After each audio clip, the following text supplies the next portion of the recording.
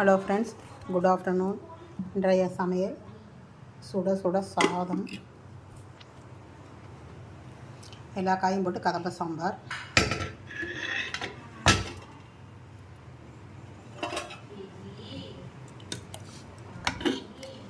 எல்லா காயும் போட்டு கதம்ப சாம்பார் பண்ணியிருக்கேன்.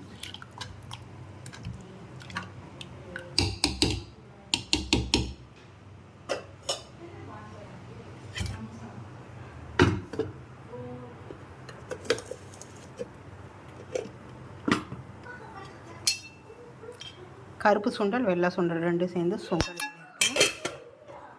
கொத்துக்கடலை, வெள்ளை கொத்துக்கடலை, கருப்பு கொத்துக்கடலை போட்டு சுண்டல் பண்ணியிருக்கேன்.